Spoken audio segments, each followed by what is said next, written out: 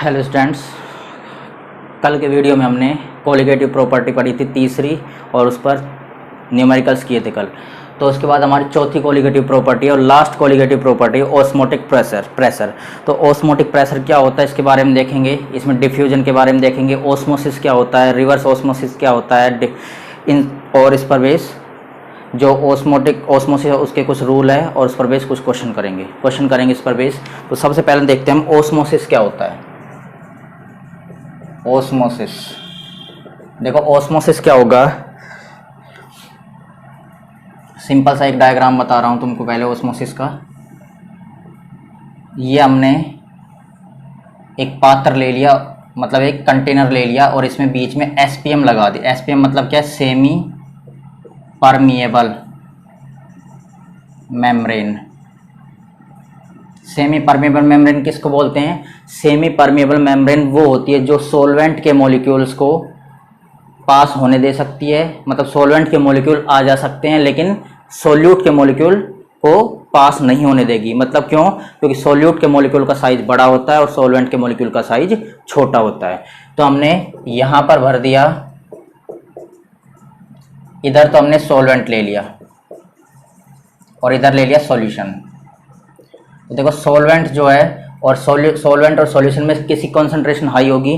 देखो सॉल्यूशन कब बना? सॉल्यूशन बना जब सॉल्वेंट में भी हमने सॉल्यूट डाल दिया, तो उसकी कंसंट्रेशन क्या हो जाएगी? High concentration.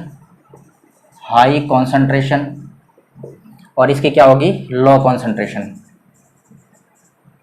या लेस कॉन्सेंट्रेशन होगी। तो सॉल्वेंट की कम कॉन्सेंट्रेशन होती है और सॉल्यूशन की हाई कॉन्सेंट्रेशन होती है। और एसपीएम जो होती है इसमें छोटे छोटे पोर पाए जाते हैं। ये पोर जो होते हैं इतने छोटे होते हैं कि केवल सॉल्वेंट के मॉलिक्यूल को पास होने देते हैं अपने में से और सॉल्यूट के मॉलिक्यूल को रोक लेते हैं। इनका कारण, इसका जो रीजन है वो साइज का होता है, क्योंकि सॉल्यूट का साइज जो होता है वो बड़ा होता है और सॉल्वेंट का साइज छोटा होता है। तो देखो ऑस्मोसिस क्या होगा? ऑस्मोसिस होगा एसपीएम के थ्रू ऐसा प्रोसेस जिसमें सॉल्वेंट के मॉलिक्यूल अपनी लो कॉन्सेंट्रेशन से, देखो लो कॉन्सेंट्रेशन है यहाँ से हाई कॉन्सेंट्रेशन की ओर एसपीएम के थ्रू जब पास होते हैं, मतलब जाते हैं, सॉल्वेंट के मॉलिक्यूल अपनी लो कॉन्सेंट्रेशन से हाई कॉन्सेंट्रेशन की ओर एसपीएम के थ्रू जब पास होते हैं तो इस प्रोसेस को बोला जाता है ऑस्मोसिस। तो सिंपल सी डेफिनेशन होगी, movement of solvent molecule from low concentration to high concentration. Movement of solvent molecule from low concentration to high concentration। और किसके through? SPM, through SPM semi permeable membrane. तो इसको बोला जाता है ऑस्मोसिस। सॉल्वेंट के मॉलिक्यूल का क्या हो रहा है? मूवमेंट हो रहा है लो कॉन्सेंट्रेशन से हाई कॉन्सेंट्रेशन की, और इसको ध्यान रखना, और सिर्फ सॉल्वेंट के मॉलिक्यूल का होता है इसमें ऑस्मोसिस में, क्योंकि एसपीएम ऐसी होती है जो केवल सॉल्वेंट के मॉलिक्यूल को पास होने देती है। देखो एसपीएम जो होती है इसको कुछ एग्जांपल देखते हैं। एसपीएम जो है नेचुरल एसपीएम होती है और कुछ आर्टिफिशियल होती है। आर्टिफिशियल नेचुरल एसपीएम जो है इसका एग्जांपल आ जाएगा एनिमल ब्लैडर। एनिमल ब्लैडर जो नेचुरल होती है उसका क्या एग्जांपल आ जाएगा? Animal bladder. इसके अलावा पार्चमेंट पेपर, पार्चमेंट पेपर जो होता है, पार्चमेंट पेपर भी इसी का एग्जांपल है। इसके अलावा जो आर्टिफिशियल एसपीएम होती है उसका एग्जांपल आता है कॉपर फेरोसाइनाइड। कॉपर फेरोसाइनाइड, इसका फॉर्मूला होता है Cu2FeCN6, कॉपर फेरोसाइनाइड। और इसका दूसरा एग्जांपल है सेलोफेन। तो ये दो एग्जांपल होते हैं आर्टिफिशियल के, देख रहे हैं। तो देखो नेचुरल का एग्जांपल देखा एनिमल ब्लैडर और पार्चमेंट पेपर, और आर्टिफिशियल जो एसपीएम होती है उसके एग्जांपल कॉपर फेरोसाइनाइड और सेलोफेन की मेम्ब्रेन होती है। तो ऑस्मोसिस क्या होता है उसके बारे में दोबारा से देख लो। सॉल्वेंट के मॉलिक्यूल का मूवमेंट होगा लो कॉन्सेंट्रेशन से हाई कॉन्सेंट्रेशन की ओर, या इसको ऐसे भी देख सकते हैं। देखो मान लो हमने एक ये सॉल्यूशन लिया, इसमें हमने एक फनल लटका रखी है और इसमें वाटर भर दिया, मतलब सॉल्वेंट भर दिया। क्या भर दिया? सॉल्वेंट। सॉल्वेंट मतलब वाटर ही होता है, यूनिवर्सल सॉल्वेंट बोलते हैं H2O को। यहाँ क्या भर दिया हमने? H2O भर दिया। और ये हमारी फनल है। क्या है? फनल। और इसमें हमने कलर्ड शुगर सॉल्यूशन भर दिया। कलर्ड शुगर सॉल्यूशन मतलब शुगर सॉल्यूशन क्या है? इसमें सॉल्वेंट और सोल्यूट शुगर है तो सॉल्यूशन बन गया। और इस पर ये नीचे SPM लगी हुई है। इस फनल पर नीचे क्या लगी हुई है? SPM, semi permeable membrane. तो इसमें बताओ मूवमेंट कहाँ होगा? सॉल्वेंट के मॉलिक्यूल्स का मूवमेंट होगा यहां से इस फनल के अंदर होगा। क्यों? क्योंकि यहाँ पर कंसंट्रेशन सॉल्वेंट की लो कंसंट्रेशन है और यहाँ क्या है? हाई कंसंट्रेशन है सॉल्यूशन जो बना हुआ है उसमें। तो लो कंसंट्रेशन से हाई कंसंट्रेशन की ओर जो मूवमेंट हो रहा है उसी को क्या बोलते हैं? उसी को बोला जाता है ऑस्मोसिस का प्रोसेस। ये सभी समझ में आ गया होगा। उसके बाद देखते हैं ऑस्मोटिक प्रेशर क्या होता है। ऑस्मोटिक प्रेशर, ऑस्मोटिक प्रेशर के बारे में देखेंगे और उसके बाद रिवर्स ऑस्मोसिस क्या होता है उसके बारे में भी देखेंगे और इसके अलावा डिफ्यूजन की डेफिनेशन भी देखेंगे। तो सबसे पहले देखते हैं ऑस्मोटिक प्रेशर। ऑस्मोटिक प्रेशर देखेंगे और ऑस्मोटिक प्रेशर को ध्यान रखना हम पाई से डिनोट करते हैं। ऑस्मोटिक प्रेशर को पाई से रिप्रेजेंट किया जाता है। तो देखो ऑस्मोटिक प्रेशर क्या होगा, इसके लिए एक डायग्राम बना रहा हूं मैं, अच्छे से समझ में आएगा इससे।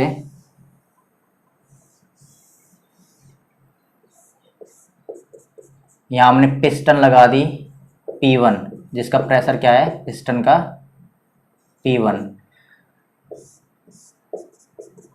A पॉइंट दे दिया, इसको D पॉइंट दे दिया, कोई भी दे दो, कोई फर्क नहीं पड़ रहा। यहां पर एक पिस्टन लगा दी, इसका प्रेशर को मान लिया P2,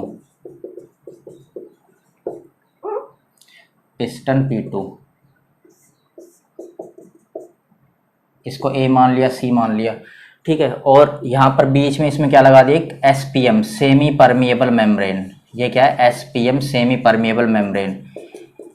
इसमें हमने यहाँ भर दिया हमने सॉल्वेंट, मतलब जिसकी कॉन्सेंट्रेशन कैसी होगी? लो कॉन्सेंट्रेशन होगी। और इधर हमने भर दिया सॉल्यूशन, और सॉल्यूशन की कॉन्सेंट्रेशन क्या होती है? उल्टा भी कर सकते हो, इधर सॉल्यूशन भर दो, इधर सॉल्वेंट को, तो इसकी कॉन्सेंट्रेशन क्या होती है? High concentration. अब देखो ऑस्मोटिक प्रेशर क्या होता है। पहले देखो ऑस्मोसिस क्या होगा। इसमें ऑस्मोसिस ये होगा, सॉल्वेंट के मॉलिक्यूल इधर जाएंगे, इसको बोलते हैं ऑस्मोसिस, ठीक है।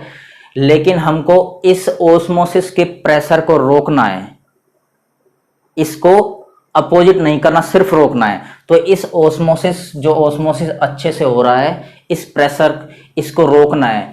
तो यहां हम क्या करेंगे? यहां पर पिस्टन से प्रेशर लगाएंगे, प्रेशर एग्जर्ट करेंगे, प्रेशर लगाएंगे, तो क्या होगा? ये ऑस्मोसिस का प्रेशर जो प्रोसेस है वो स्टॉप हो जाएगा। तो इस ऑस्मोसिस के प्रोसेस को स्टॉप करने के लिए जो प्रेशर यूज किया जाता है उसको बोल देते हैं osmotic pressure.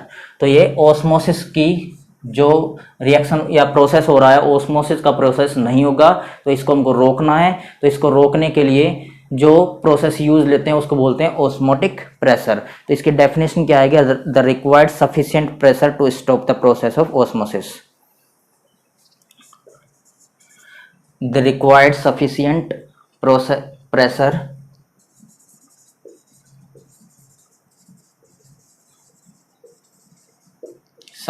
pressure to stop the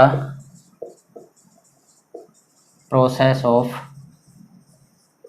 osmosis is known as osmotic pressure. The required sufficient pressure to stop the process of osmosis is known as osmotic pressure. और इसका सिंबल क्या होता है? इसका सिंबल बताया तुमको, पाई होता है। तो देखो, the required sufficient pressure to stop the process of osmosis, सिर्फ ऑस्मोसिस के प्रोसेस को स्टॉप कर रहे हैं हम। तो इस प्रोसेस को स्टॉप करने के लिए एक प्रेशर लगाया जाता है, इस प्रेशर को बोला जाता है ऑस्मोटिक प्रेशर, इसको पाई से डिनोट किया जाता है। तो इस प्रेशर को रोकना है सिर्फ हमको, और कुछ नहीं करना। इसको बोलते हैं ऑस्मोटिक प्रेशर। अब देखो एक डेफिनेशन आती है हमारी, रिवर्स ऑस्मोसिस क्या होता है, यही देखेंगे वो भी। रिवर्स ऑस्मोसिस, रिवर्स ऑस्मोसिस को क्या लिखते हैं, आरओ। आरओ वाटर पीते होगे खूब, तो आरओ क्या होता है, कैंट आरओ आता है। तो ये रिवर्स ऑस्मोसिस को बोलते हैं आरओ। रिवर्स ऑस्मोसिस क्या होगा, RO. R for reverse, O for osmosis. तो देखो रिवर्स ऑस्मोसिस यहां देखते हैं क्या होता है। ये हमने एसपीएम लगा रखी है, इधर हमने सॉल्वेंट लिया और इधर क्या ले रखा है, सॉल्यूशन ले रखा है। तो रिवर्स ऑस्मोसिस होता है वो प्रोसेस जस्ट अपोजिट होगा ऑस्मोसिस के। रिवर्स मतलब क्या होता है, अपोजिट या उल्टा। तो ऑस्मोसिस का अपोजिट प्रोसेस ही कहलाएगा रिवर्स ऑस्मोसिस। मतलब इसमें क्या होगा, इसमें देखो ये होगा कि P2 के प्रेशर को हम ज्यादा कर रहे हैं P1 से, ये प्रेशर ज्यादा करेंगे। देखो ऑस्मोसिस में यहां आसानी से सॉल्वेंट के मॉलिक्यूल जा रहे थे इजीली, लेकिन जैसे में इस प्रेशर को ज्यादा कर देंगे तो ये प्रोसेस इस डायरेक्शन में होने लग जाएगा, ये प्रोसेस नहीं होगा। मतलब सॉल्वेंट के मॉलिक्यूल इस डायरेक्शन में जाने लग जाएंगे, सॉल्वेंट के मॉलिक्यूल इस डायरेक्शन में जाने लग जाएंगे। इसी को बोला जाता है आरओ या रिवर्स ऑस्मोसिस। सिंपल सी डेफिनेशन देखो, हाई कॉन्सेंट्रेशन से लो कॉन्सेंट्रेशन की ओर उल्टा हो रहा है प्रोसेस। तो high concentration to low concentration, किसका मूवमेंट, सॉल्वेंट के पार्टिकल्स का मूवमेंट हाई कॉन्सेंट्रेशन से लो कॉन्सेंट्रेशन की ओर होना, इसको बोलते हैं रिवर्स ऑस्मोसिस। इसको क्या बोलेंगे, रिवर्स ऑस्मोसिस। तो ध्यान रखना, इसमें मूवमेंट होता है सॉल्वेंट का हाई कॉन्सेंट्रेशन से लो कॉन्सेंट्रेशन की ओर। ये कंटेनर लिया हमने, एसपीएम लगा इसमें, तो जब हम पिस्टन के इसको प्रेशर को बढ़ा देंगे तो ये रिवर्स होने लग जाएगा, प्रोसेस ऑस्मोसिस का रिवर्स होने लग जाएगा। मतलब सॉल्वेंट के मॉलिक्यूल इधर से इधर जाने लग जाएंगे। इसको बोला जाता है high concentration to low concentration, solvent का जाना रिवर्स ऑस्मोसिस। और इस रिवर्स ऑस्मोसिस का यूज किया जाता है जो सी वाटर होता है, सी वाटर को प्योर करने के लिए, या जो सी वाटर होता है उसको प्योर करने के लिए। इसको बोलते हैं डीसैलाइनेशन, डीसैलाइनेशन के लिए। मतलब सी वाटर, इससे हमको ड्रिंकिंग वाटर बनाना है, प्योर वाटर बनाना है। इसके लिए कौन सा प्रोसेस यूज लेंगे, इसके लिए जो प्रोसेस यूज आता है उसको बोलते हैं रिवर्स ऑस्मोसिस। तो सी वाटर को ड्रिंकिंग वाटर में चेंज करने के लिए रिवर्स ऑस्मोसिस प्रोसेस का यूज किया जाता है। ये हमारी डेफिनेशन थी रिवर्स ऑस्मोसिस की। उसके बाद हम देखते हैं डिफ्यूजन क्या होता है। सिंपल सा है ऑस्मोसिस का प्रोसेस। एक बात और ध्यान रखना, जो ऑस्मोसिस का प्रोसेस होता है वो ऑस्मोसिस का प्रोसेस स्पॉन्टेनियस होता है। ऑस्मोसिस एक स्पॉन्टेनियस प्रोसेस होता है।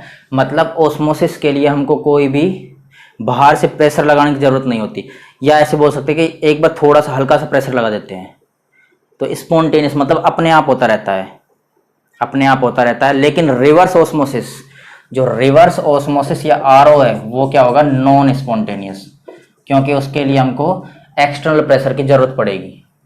लगाया था हमने पिस्टन P2 से, तो क्या है, एक्सटर्नल प्रेशर होगा, तो उसकी जरूरत पड़ती है। तो मतलब क्या होगा, non spontaneous. Non spontaneous process होता है वो कौन सा होता है, वो प्रोसेस होता है रिवर्स ऑस्मोसिस। और ऑस्मोसिस होगा वो स्पॉन्टेनियस प्रोसेस होगा। अब देखो डिफ्यूजन क्या होता है।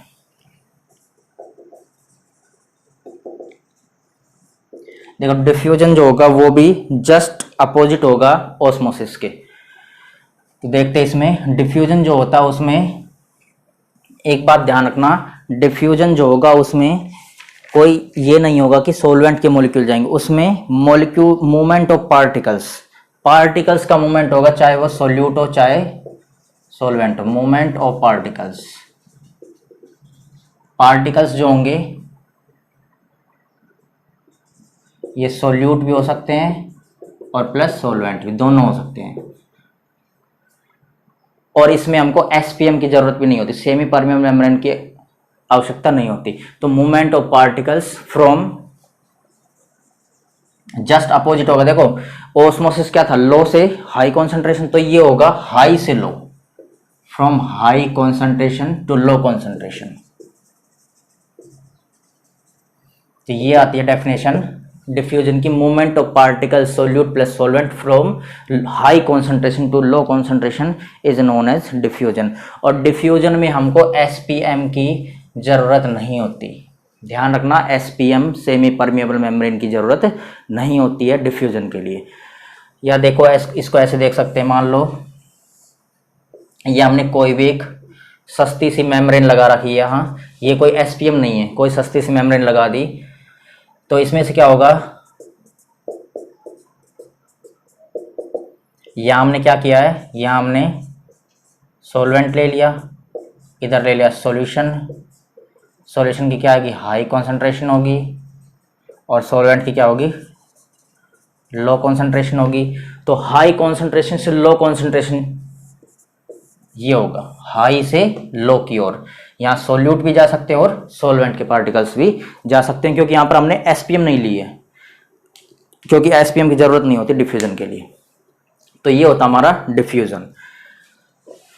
उसके बाद देखो जो ऑस्मोटिक प्रेशर है उसके कुछ लॉज है, उनके बारे में देखेंगे। तो इसमें फर्स्ट लॉ जो है, laws of osmotic pressures, laws of osmotic pressure. Osmotic pressure के लॉ, इसमें फर्स्ट लॉ जो पढ़ना हमको वो है, दो लॉ पढ़ने हैं। पहला है van't Hoff Boyle law, van't Hoff Boyle law. Van't Hoff Boyle law क्या कहता है, वांट ऑफ बॉयल लॉ ये कहता है कि हमको टेम्परेचर को अगर फिक्स कर दें, टेम्परेचर को फिक्स कर दें, तो ऑस्मोटिक प्रेशर जो होगा वो डायरेक्टली प्रोपोर्शनल होगा कॉन्सेंट्रेशन की, सॉल्यूशन की कॉन्सेंट्रेशन के। पाई यहाँ क्या है, ऑस्मोटिक प्रेशर, और सी क्या है, कॉन्सेंट्रेशन ऑफ सॉल्यूशन। मतलब जितनी ज़्यादा कॉन्सेंट्रेशन होगी उसका प्रेशर भी उतना ही ज़्यादा होगा। ये होता है वांट ऑफ बॉयल लॉ। उसके बाद देखो ये हम जानते हैं, सी जो होता है वो यहाँ कॉन्सेंट्रेशन है, इसको 1/v भी लिख सकते हैं। v क्या होता है, v को बोलते हैं डाइल्यूशन, लिख सकते हैं, या फिर इधर से ही हो जाएगा, इसको मान लो इक्वेशन नंबर 1 मान लिया, 1/v भी लिख सकते हैं, लेकिन मान लो इसको इक्वेशन क्या मान लिया, 1 मान लिया। अब देखो दूसरा लॉ जो होगा हमारा, पहला वांट ऑफ बॉयल लॉ है, दूसरा want Hoff pressure temperature law. Van't Hoff pressure temperature law,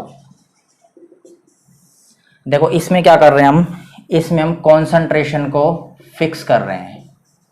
concentration क्या कर दिया, फिक्स कर दिया, तो ऑस्मोटिक प्रेशर होगा और डायरेक्टली प्रोपोर्शनल किसके होगा, टेम्परेचर के। ये इक्वेशन नंबर 2 है। मतलब टेम्परेचर इंक्रीज करेंगे तो पार्टिकल्स का मूवमेंट बढ़ेगा, मतलब उसका प्रेशर बढ़ जाएगा। तो pi is directly proportional to temperature, ये होता है van't Hoff pressure temperature law. Van't Hoff ने बताया था, pi is directly proportional to T, temperature. तो टेम्परेचर ध्यान रखना, टेम्परेचर हमको एब्सोल्यूट टेम्परेचर लेना है। एब्सोल्यूट टेम्परेचर का मीन्स क्या होगा, एब्सोल्यूट टेम्परेचर का मीन्स होता है टेम्परेचर को केल्विन में लेना है। टेम्परेचर किस में लेना है, केल्विन में, इसको बोलते हैं एब्सोल्यूट टेम्परेचर। तो देखो from equation 1 and 2, from equation 1 and 2 देखो पाई दोनों में है, तो pi is directly proportional to C and T, C T हो जाएगा, पाई दोनों में सेम है। उसके बाद देखो इस प्रोपोर्शनल को हटाएंगे तो एक कांस्टेंट लगाना पड़ेगा, pi is equal to C S T. अब देखो एस यहाँ पर है सॉल्यूशन कांस्टेंट, और ध्यान रखना सॉल्यूशन कांस्टेंट जो होता है वो गैस कांस्टेंट के इक्वल होता है। सॉल्यूशन कांस्टेंट और गैस कांस्टेंट इक्वल होते हैं, मतलब value of S and R is same. Value of S and R, R क्या होता है, आर होता है गैस कांस्टेंट, इज सेम। ये बात ध्यान रखना। जैसे आर की वैल्यू हमने पढ़ी है 8.314, और एक आर की वैल्यू होती है 0.0821। तो वही सेम वैल्यू होगी सॉल्यूशन कांस्टेंट की। ये एक्सपेरिमेंटली देखा गया था कि गैस कांस्टेंट और सॉल्यूशन कांस्टेंट सेम रहते हैं, मतलब हम यहाँ पर एस की जगह आर लिख देंगे, कोई फर्क नहीं पड़ेगा उससे भी। तो उसके बाद देखो पाई इज इक्वल टू, देखो सी जो होता है, सी होता है एन अपॉन वी। सी क्या होगा, एन अपॉन वी, मतलब एक यूनिट वॉल्यूम में नंबर ऑफ मोल्स जितने होंगे वही क्या कहलाएगी, कॉन्सेंट्रेशन कहलाएगी। देखो मान लो हमने एक यूनिट वॉल्यूम ले लिया, इसमें सोल्यूट के जितने नंबर ऑफ मोल्स होंगे, किसके, सोल्यूट के मोल से डिसाइड करेंगे कॉन्सेंट्रेशन को। जितने ज़्यादा सोल्यूट के मॉलिक्यूल्स डालेंगे उतनी ज़्यादा उसकी क्या होगी, कॉन्सेंट्रेशन होगी। तो जितने ज़्यादा सोल्यूट के मॉलिक्यूल होंगे उसकी कॉन्सेंट्रेशन भी उतनी ज़्यादा होगी। देखो डायरेक्टली प्रोपोर्शनल सी एन के, एन का मतलब क्या है, number of moles of solute. तो सी की जगह हम एन अपॉन वी रख सकते हैं। तो एक यूनिट वॉल्यूम में जितने भी सोल्यूट के नंबर ऑफ मोल्स है उसी को बोला जाता है कॉन्सेंट्रेशन। तो सी की जगह एन अपॉन वी रख सकते हैं, एस टी। यहाँ से ये भी रख सकते हैं एन वी, ये वी इधर आएगा तो मल्टीप्लाई में जाएगा, N V is equal to N S T. और इस वाली इक्वेशन को हम 3 मान रहे हैं, pi is equal to N upon V, S T को इक्वेशन नंबर 3 मान रहे हैं। आगे देखो इसमें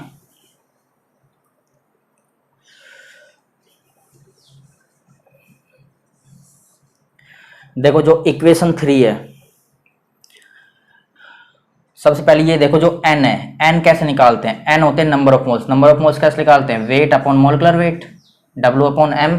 तो हमको सोल्यूट को B से लिखते हैं, तो NB is equal to WB upon MB। ये ध्यान रखना, n होता है number of moles, number of moles क्या होगा, weight upon molecular weight. NB मतलब number of moles of solute, क्या होगा, weight of solute divide molecular weight of solute. तो यहाँ से एन बी की जगह हम W B upon M B लिख सकते हैं, एन की जगह। तो देखो ये क्या आ जाएगा इस फॉर्मूले में, थर्ड इक्वेशन है, pi is equal to N की जगह लिख रहे हैं हम W B upon M B, W B upon M B. आगे क्या है, वी नीचे है इंटू वी, और ऊपर क्या है, S T, S and T. तो ये फॉर्मूला बन गया हमारा एक। अब देखो यहाँ से अगर एम बी की वैल्यू निकाले, एम बी की वैल्यू क्या आएगी, एम बी इधर जाएगा और पाई इधर आ जाएगा, तो W B S T upon pi into V. तो ये हमारा सोल्यूट का मोलर मास निकालना, तो ये फॉर्मूला यूज लेंगे, M B is equal to W B S T upon pi into V. तो देखो इस पर बेस हम कुछ क्वेश्चन करेंगे। यहाँ pi is equal to C S T, इसको ध्यान रखना, pi is equal to C S T होता है। तो इसको दोबारा से देखते हैं। देखो पहला वॉन्ट ऑफ बॉयल का लो क्या है, टेम्परेचर फिक्स करेंगे तो पाई डायरेक्टली प्रोपोर्शनल टू सी, सी मतलब कॉन्सेंट्रेशन का होगा, पाई क्या, ऑस्मोटिक प्रेशर। सेकंड लो है van't of pressure temperature law, concentration को फिक्स करेंगे इसमें तो pi directly proportional to absolute temperature. Temperature absolute क्या होगा जब कैलोरी में लेंगे इसको, तो 1 और 2 से क्या आ जाएगा, पाई दोनों में सेम है, तो सी और टी के डायरेक्टली प्रोपोर्शनल होगा पाई। तो यहाँ से एस लगा देंगे, प्रोपोर्शनल को हटाकर, एस क्या है, सॉल्यूशन कांस्टेंट। इस जो सॉल्यूशन कांस्टेंट होता है उसकी वैल्यू और गैस कांस्टेंट आर होता है उसकी वैल्यू दोनों की सेम होती है, तो एस की जगह आर लिख दो, आर की जगह एस, कोई फर्क नहीं पड़ेगा उससे। तो क्या आ जाएगा, पाई सी एस टी, एस क्या है, सॉल्यूशन कांस्टेंट। उसके बाद देखो सी क्या होता है, एन अपॉन वी, मतलब एक यूनिट वॉल्यूम लिया, उसमें हमने सोल्यूट जितना भी डाला वो उसकी कॉन्सेंट्रेशन होगी, सोल्यूट के जितने भी नंबर ऑफ मोल्स डालेंगे यूनिट वॉल्यूम उसकी कॉन्सेंट्रेशन होगी, मतलब C equal to N upon V, ये वैल्यू रखी सी की, N upon V S T. इसको इक्वेशन 3 मान लिया, और अगर यहाँ इसको इधर ले जाएंगे तो पाई वी हो जाएगा, मल्टीप्लाई में जाएगा एन एस टी। अब देखो ये देखो ध्यान से, ये सोल्यूट डाला है तो ध्यान रखना सोल्यूट किससे लिखते हैं हम, बी से। तो नंबर ऑफ मोल्स क्या होता है, वेट अपॉन मोलिकुलर वेट या mass upon molar mass, mass of B molar mass of B, या weight of B molecular weight of B. तो आ जाएगा एन बी बराबर W B upon M B. तो एन की जगह ये वैल्यू रख देंगे W B upon M B, तो यहाँ रख दिया हमने W B upon M B, और ये क्या है, एस टी है और नीचे वी है, तो नीचे वी और ऊपर एस टी। ये पाई की वैल्यू आ गई, एम बी निकालना है तो एम बी को इधर ले जाएंगे, मोलर मास निकालना है तो पाई को इधर लेके आएंगे, एम बी बराबर W B S T upon pi into V. ये हो गया हमारा लॉज ऑफ ऑस्मोटिक प्रेशर। अब हम इस पर बेस एक क्वेश्चन देखते हैं। देखो क्वेश्चन,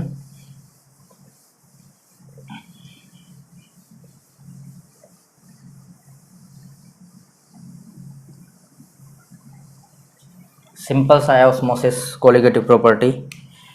ध्यान रखना, एक कोलिगेटिव प्रॉपर्टी पढ़ रहे हैं हम। तो हमारा क्वेश्चन है एक इस पर, calculate the osmotic pressure of, calculate the osmotic pressure of, osmotic pressure of m/10 solution of urea. m/10 molarity दे रखी है, मतलब कॉन्सेंट्रेशन दे रखी है, m/10 सॉल्यूशन ऑफ यूरिया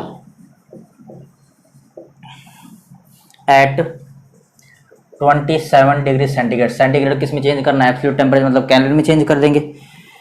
और R की वैल्यू दे रखी है क्वेश्चन में 0.0, R या S एक ही बात है, 0.0821 litre ATM kelvin inverse mole inverse.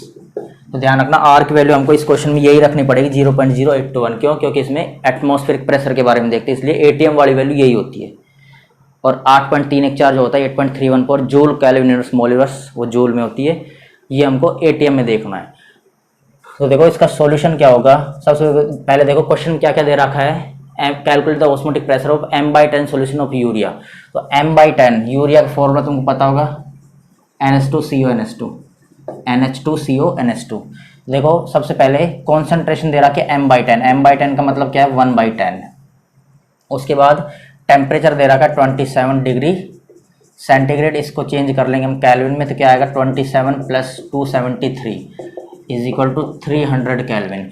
जब सेंटीग्रेड को कैल्विन में चेंज करते हैं तो ध्यान रखना 273.15 होता है, उसको छोड़ो, 273 से को ऐड कर देंगे तो 300 कैल्विन आ गए। यहाँ R की वैल्यू क्वेश्चन में दे रखा है 0.0821 लीटर ATM कैल्विन इनवर्स और मोल इनवर्स।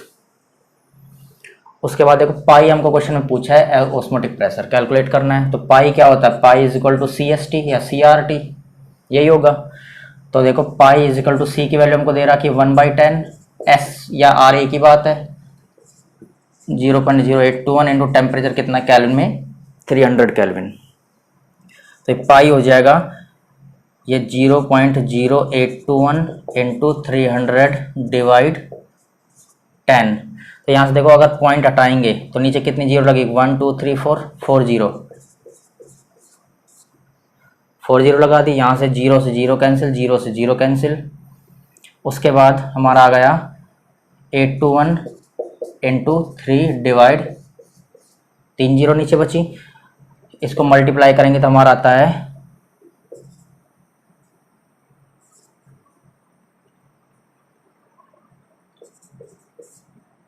2463 डिवाइड 1000। तो 3 जीरो, तो 3 के बाद पॉइंट लगा देंगे 1 2 3, मतलब यहाँ पॉइंट लगेगा 2.463 ATM। तो हमको जो पाई की वैल्यू हमारी आई वो आई है 2.463 ATM, मतलब एटमॉस्फेरिक प्रेशर। दोबारा से देखते, देखो क्वेश्चन में ये सारे हमको दे रखे और टेम्परेचर को कैल्विन में चेंज करेंगे, 273 को ऐड कर देंगे 27 में तो 300 कैल्विन आएगा। तो पाई क्या होता है CST, इनको वैल्यू फॉर्मूले में रखेंगे और क्या हो जाएगा, हमारा आंसर आएगा 2.463 ATM। ये हमारा क्वेश्चन था, क्वेश्चन को सॉल्व किया है। अब हम देखो हमारे चारों जो कोलिगेटिव प्रॉपर्टी वो खत्म हो गई। उसके बाद हमको हाइपरटोनिक सॉल्यूशन क्या होता है, हाइपोटोनिक आइसोटोनिक क्या होता है, एबनॉर्मल मोलर मास क्या होता है, उसके अलावा वांट ऑफ फैक्टर क्या होता है, इनके बारे में अगले वीडियो में डिस्कस करेंगे। आज के लिए इतना ही, पढ़ते रहिए।